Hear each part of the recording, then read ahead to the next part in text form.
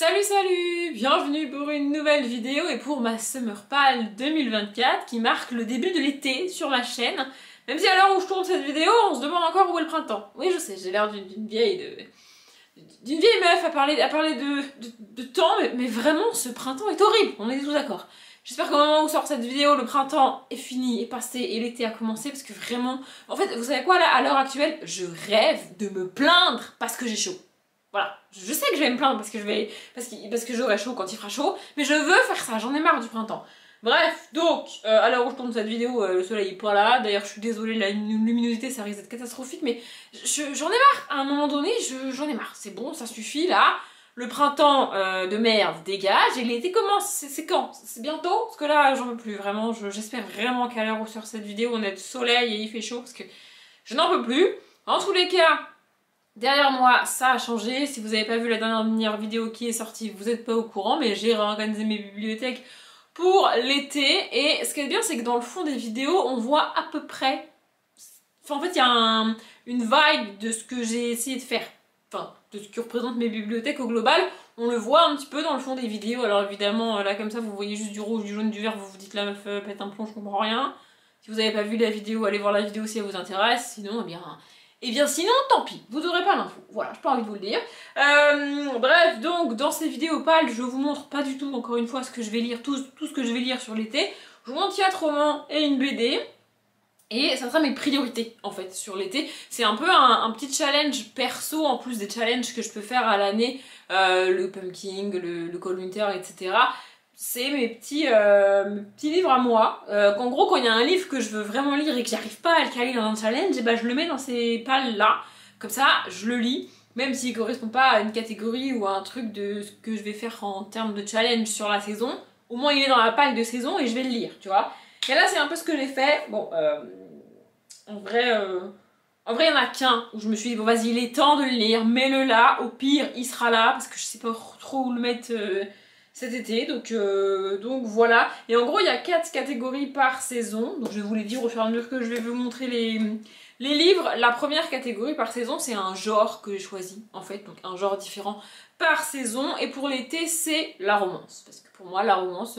alors j'en lis à peu près toute l'année de la romance, mais l'été particulièrement. Depuis 2 ou 3 ans, en plus au mois d'août, je me fais une balle avec quasiment exclusivement de la romance. Il y a 1 ou 2 autres bouquins un peu pas trop romance qui traînent dans la palle, tu vois, mais en gros, je lis de la romance au mois d'août. Donc là, j'ai mis une romance, et j'ai mis une romance en rapport avec l'actualité que j'ai acheté il y a pas longtemps. Donc c'est Summer Games, le tome 1, droit au but, de R.S. Gray. Summer Games, faut absolument que je lise en été. Enfin, je veux dire, je lis des romances toute l'année, mais celle-ci, je vais la lire en été.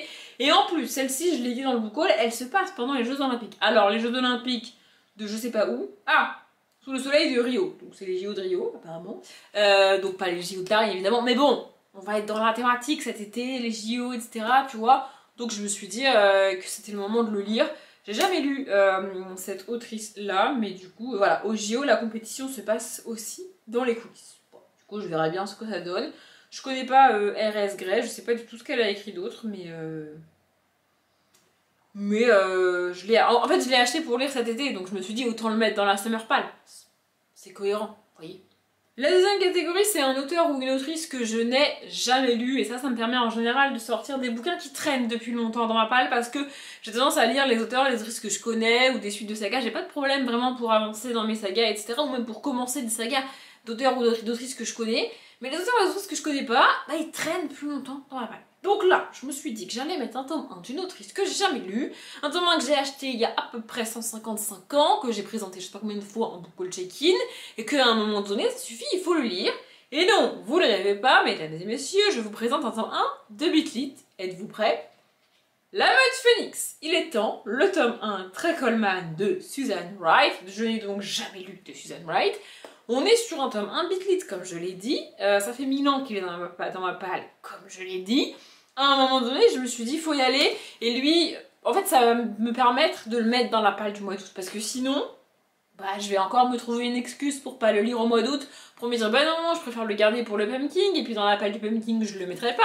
Parce que dans la palle du pumpkin, je mets 156 bouquins. Et que celui-là fait 500 pages, 560 pages. Du coup, il est gros. Du coup, il va me prendre du temps. Donc je vais me dire, bah non, je le mets pas dans la palle du pumpkin. Sinon, je pourrais pas tout lire ce que je mets dans la palle du pumpkin. Et voilà. Et en fait, à chaque fois, j'ai une excuse comme ça pour pas lire ce bouquin. Donc là, je me suis dit, je le mets dans la Summer Pile, je le mettrai dans la pile du mois d'août. Si je le lis pas au mois d'août, eh ben je le remettrai dans la pile du mois de septembre, parce qu'à un moment donné, l'été se finit le 20 septembre, et qu'il faudra que je l'ai lu avant. Donc, je vais lire le tome 1 de La Meute Phénix en été 2024. Il est plus que temps. La troisième catégorie, c'est une suite de sagas. Alors, je l'ai dit, j'ai pas énormément de... Enfin, j'ai pas particulièrement de soucis pour avancer dans mes sagas, à tel point que j'ai pas beaucoup de choix, en fait. Au moment de choisir une suite de sagas dans ma palle, bah j'en ai pas 36, en fait, parce que elles restent pas très longtemps dans ma palle, et en gros, bah, je les achète et je les lis. Donc, du coup, j'ai dû choisir une dernière suite de sagas que j'ai acheté. J'aurais bien aimé le garder pour le Pumpkin. Après, ça m'empêche pas de le garder pour le lire tout début septembre, techniquement pendant le Pumpkin. Je verrai bien. En tout cas, c'est Les Dragons Étincelants, Dragon Girls, Noémie, le dragon arc-en-ciel, donc le tome 3 du cycle 1 de Madi Mara. Voilà, on est sur un tout petit roman jeunesse. Soit je le lirai au mois de juillet, soit je le garderai pour début septembre. Mais voilà, une saga avec des dragons, des jeunes filles, de la jeunesse, moi j'adore. C'est illustré en plus, alors pas énormément, mais on a quand même quelques petites illustrations comme ça, et je trouve ça très chouette. J'ai lu les 2 premiers tomes pour le Pumpkin l'année dernière, il me semble, et du coup depuis j'ai pas avancé. En fait j'avais pas avancé principalement parce que j'avais pas trouvé les bouquins vu qu'ils sont sortis quand même assez récemment, mais ouais franchement c'est marqué à partir de 7 ans, moi je trouve ça génial, et j'en ai 30. Et enfin, la dernière catégorie, c'est de lire un tome 1, parce que je me suis rendu compte que j'avais tendance à accumuler les tomes 1 dans ma palle, et comme je veux d'abord finir des sagas avant d'en commencer, bah du coup les tomes 1 traînent dans ma palle, comme c'est le cas de La Meute Phénix. Voilà, j'aurais pu mettre La Meute Phénix dans cette catégorie-là, mais je pouvais pas mettre le livre que je vais vous présenter dans la catégorie des auteurs et des autrices jamais lus, puisque j'ai déjà lu cette autrice. Donc j'ai mis dans la catégorie tome 1, La Fiancée, tome 1, donc, de Kirakas. Je sais pas si La Fiancée c'est le titre de la saga ou s'il y a un autre titre de la saga, j'en sais rien. Mais en tout cas, voilà, j'ai acheté les 2 premiers tomes il n'y a pas hyper longtemps. Et je me suis dit que pourquoi pas, voilà, fallait un tome 1. Celui-là il va se lire vite. C'est pareil, on est sur des bouquins que soit, je peux lire sur l'été, enfin sur le mois d'août, parce qu'on est quand même dans du Kirakas, donc ça va être de la romantécie avec beaucoup de romance, un petit peu comme la sélection, je pense. Donc techniquement ça passe sur ma thématique du mois d'août, sachant qu'au mois d'août je fais pas de challenge, je fais ma palle toute seule et je lis la romance. Alors peut-être que cette année je ferai un challenge en plus là-dessus, mais voilà. Ou alors, sinon, peut-être que je le garderai pour le Pumpkin, parce que même si on est sur un gros livre, enfin un gros livre, ouais, il fait 350 pages quand même, c'est écrit gros, c'est la collection R, et c'est du Kirakas, donc normalement ça devrait se lire vite. Elle a l'étoffe d'une reine, il est jeune, séduisant et fraîchement couronné, leur mariage semble une évidence, mais l'est-il vraiment? Donc apparemment on n'est pas tout à fait sur la même thématique que la sélection, ce qui est bien, hein, parce que l'autrice va pas écrire 15 sagas avec le même pitch, tu vois, ça serait complètement bête en fait. Voilà, je sais pas. Ici, en gros, ce qui pourrait me faire ne pas aimer le bouquin, c'est si j'accroche pas à l'héroïne, tu vois. Ou au personnage masculin. Mais bon, j'ai adoré la sélection, j'ai lu la sélection il y a des années maintenant, j'ai vraiment aimé la sélection. Et en fait, acheter et lire La Fiancée, c'est aussi un moyen de lire autre chose de l'autrice pour savoir si réellement je prends le risque ou pas de relire la sélection. Parce que j'ai envie de relire la sélection, mais j'ai peur de me rendre compte que c'est nul en fait, à la relecture. Vous voyez, je sais pas comment expliquer. Donc en fait j'ai peur de gâcher le souvenir que j'ai de la sélection en relisant la saga. Alors quand je parle de la saga à la sélection, je parle de la trilogie de base, je vais pas relire les autres, parce que les autres m'ont gonflé déjà à la première lecture, donc voilà. Même si je les ai finis, je les ai gardés, mais quand même. Donc voilà, tome 1 de l'été, ça sera La Fiancée de Kirakas. Et la dernière catégorie, c'est tout simplement un graphique à moi. Alors de base, quand j'ai mis cette catégorie dans mes pales de saison, c'était pour lire plus de graphiques. Alors, en lire au moins un par saison, c'est pas dingue, tu vois, mais c'était un moyen de me challenger sur lire des graphiques. Aujourd'hui, j'ai gardé cette catégorie-là pour lire des graphiques que moi, j'achète, parce que je lis maintenant beaucoup de graphiques que j'emprunte à la bibliothèque. J'achète toujours un petit peu de graphiques sur moi qui sont dans ma palle, mais du coup, en priorité, je vais lire et ceux qui sont ceux que je prends à la bibliothèque. Je vais aller à la bibliothèque à peu près toutes les semaines, toutes les 2 semaines parfois. Et en fait, je vais emprunter, je vais lire, je vais rendre, je vais emprunter, vous voyez. Et du coup, bah, ceux qui sont dans ma palle, ils restent dans ma palle, les graphiques. Donc garder cette catégorie dans mes pales de saison, ça me permet de m'obliger à mettre un livre, enfin une BD de ma palle à moi, et donc de pas les laisser trop traîner non plus. Là je voulais pas prendre un tome 1, parce qu'en fait le truc c'est que j'aime pas vous parler que d'un tome 1 dans un update, et ces livres-là, je vais pas en parler en update, je vais en parler dans le bilan de la Summer Pal, comme vous avez eu le bilan de la Spring Pal il y a pareil une semaine, logiquement. Et donc, je préférais un one-shot, ou alors un tome 1 dont la suite n'est pas sortie, ou alors dont je sais pas s'il y a la suite. En vous disant tout ça, je me rends compte qu'au moment où je l'ai pris, je me suis dit, bon, moi ça doit être le cas, mais je vais vérifier. Mon dépôt légal 2019, et j'ai pas vu de suite.